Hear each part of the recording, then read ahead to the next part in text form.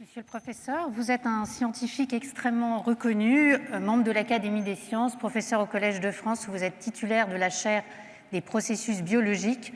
Vous avez donc un programme de travail très dense, très chargé, et pourtant, vous avez pris le temps, en pleine période Covid, d'écrire un livre et de le publier, Halte au catastrophisme, les vérités de la transition énergétique chez Flammarion.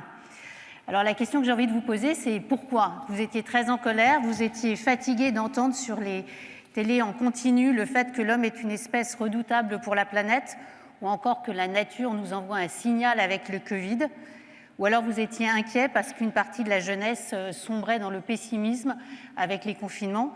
Bref, qu'est-ce qui fait que vous avez pris le temps, l'énergie d'écrire ce livre? Alors la colère, non. J'essaye d'éviter ce sentiment parce qu'il n'est pas très productif d'une manière générale. Mais je dirais qu'il y a deux raisons. Et l'une rejoint vos interrogations. La première, c'est d'abord parce que je suis un spécialiste des questions énergétiques.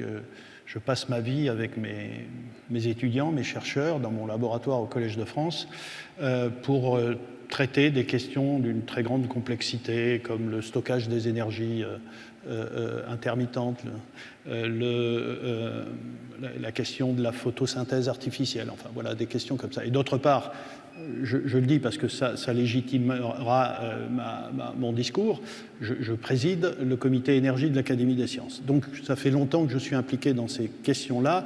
Et la première raison, c'était qu'il me semblait, et ça depuis longtemps, qu'il était nécessaire de préciser les choses sur la transition énergétique.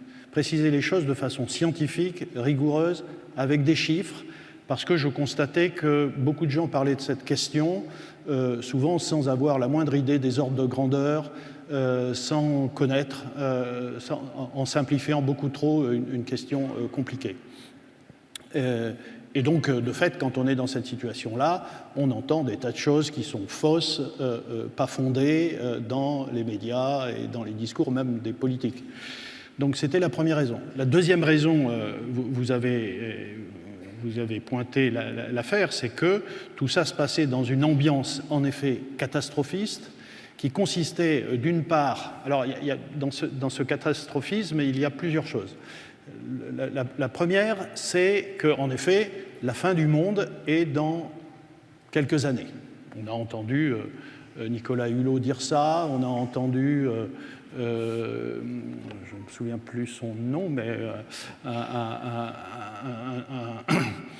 Fred Vargas sortir un bouquin qui a fait un tabac pour nous dire qu'en 10 ans, il y aurait 3 milliards de morts sur la planète sans qu'on lui demande d'où elle avait tiré ces informations, etc. Et l'angoisse monte, et en particulier chez les jeunes. Le deuxième aspect de ce catastrophisme, c'est tout ce discours qui consistait à dire il ne se passe rien du point de vue de la transition énergétique, et donc il faut qu'on trouve des boucs émissaires. Alors c'est l'affaire du siècle, ce sont les lobbies qui empêchent la transition, enfin, etc. Donc j'ai voulu, et en effet, comme vous le dites, au fond, l'homme, on n'a plus confiance en l'homme, on n'a plus confiance dans la science et dans la connaissance. J'ai entendu il n'y a pas si longtemps sur une chaîne de radio un jeune qui était impliqué dans ce mouvement-là, à qui on demandait, au fond, qu'est-ce que vous faites comme études actuellement, et de dire, eh bien, ça ne sert à rien les études aujourd'hui dans ce contexte. J'ai beaucoup plus appris des quelques mois que j'ai fait avec un maraîcher. Bon, donc dans cette ambiance-là, j'ai voulu redonner un peu d'optimisme, un peu de rationalité. C'est un mot qui est aujourd'hui attaqué.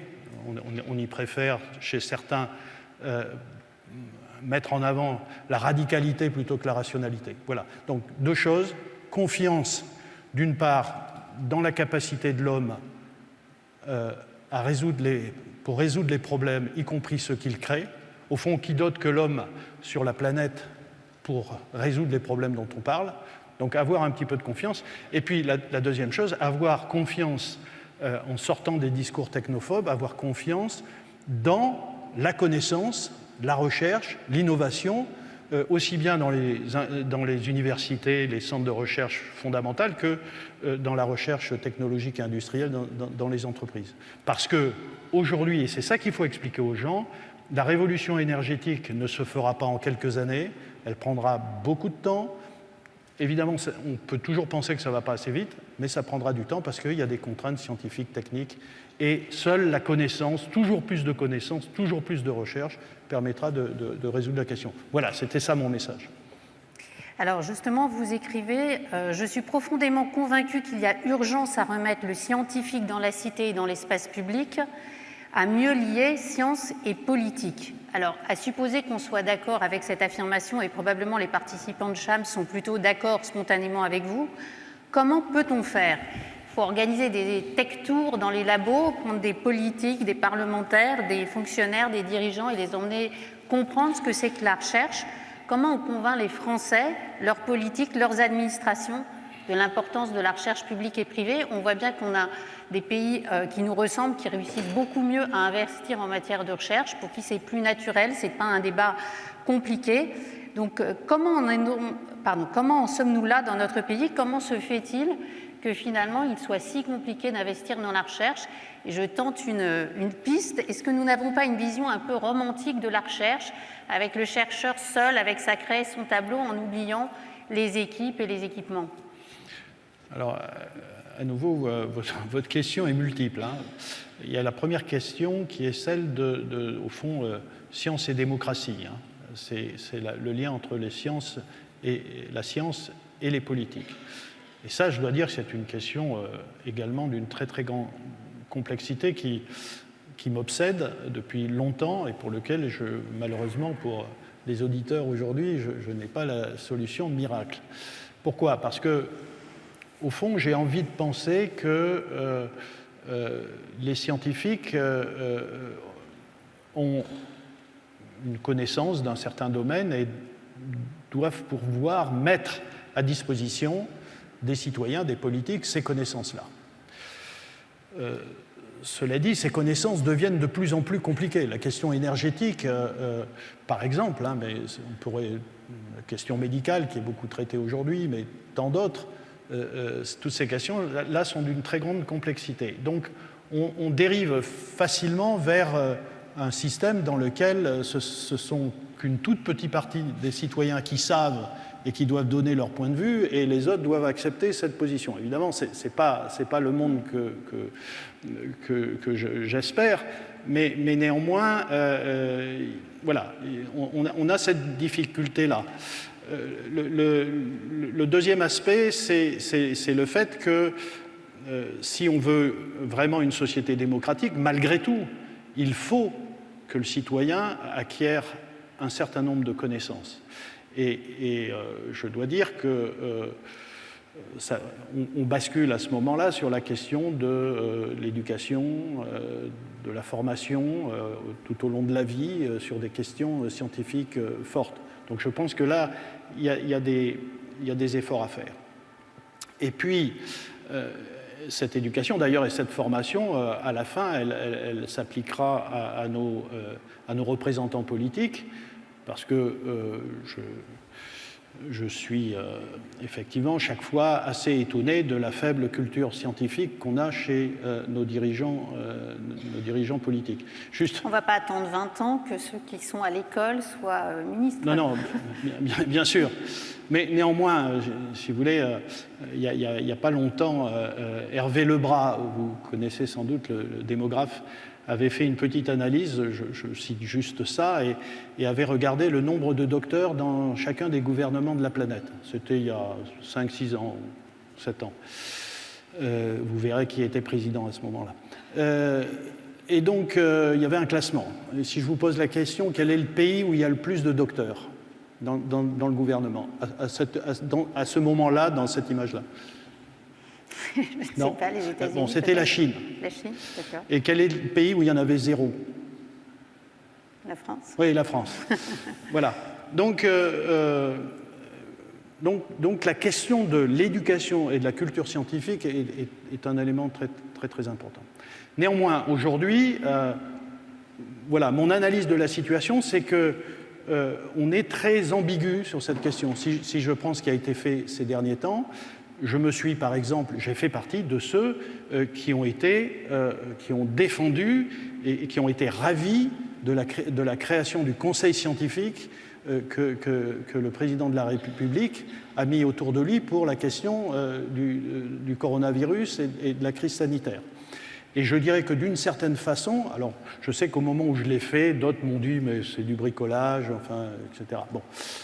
En réalité, je pense que les choses ont assez bien fonctionné avec des scientifiques qui sont restés à leur place. Je ne parle pas de tous ceux qui sont allés sur les plateaux de BFM TV et qui chacun racontait son histoire. Je parle des membres du conseil scientifique. Ils sont restés à leur place, ils ont donné des avis, et c'est le politique qui a pris ses responsabilités, y compris parfois en opposition avec le conseil scientifique. Je pense que des choses comme ça peuvent fonctionner, et je m'étonne par exemple qu'une institution que je défends parce que j'en suis membre, mais je peux vous porter témoignage que c'est une très belle institution dans laquelle il y a d'énormes travaux, il y a des compétences, c'est par exemple l'Académie des sciences. Il y a d'autres pays dans lesquels les gouvernements s'appuient beaucoup plus sur les académies. L'Académie des sciences n'est pas un vieux machin avec des retraités, non. C'est une magnifique institution et je pense qu'il en existe un certain nombre dans ce pays qui pourraient être beaucoup plus sollicités.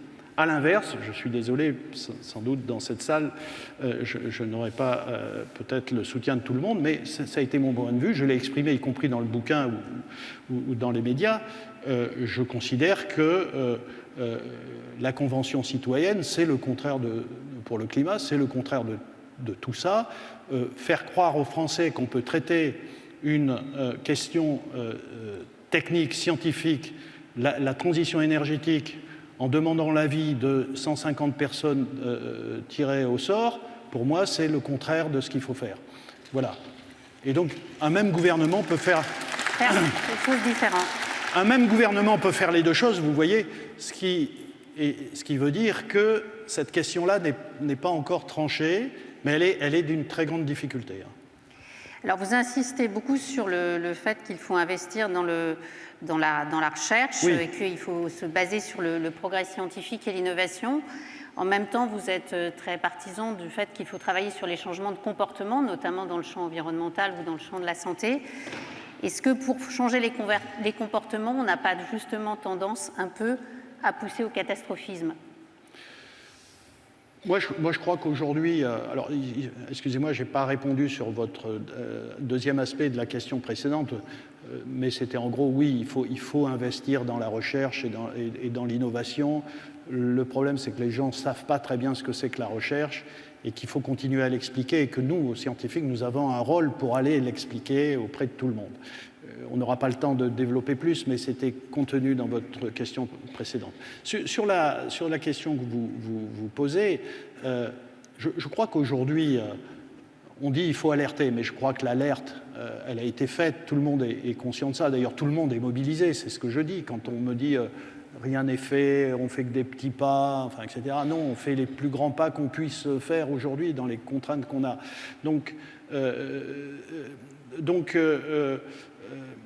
l'alerte est donnée, les climato-sceptiques qui sont devenus absents ou minoritaires, tout le monde est d'accord, c'est la science d'aujourd'hui.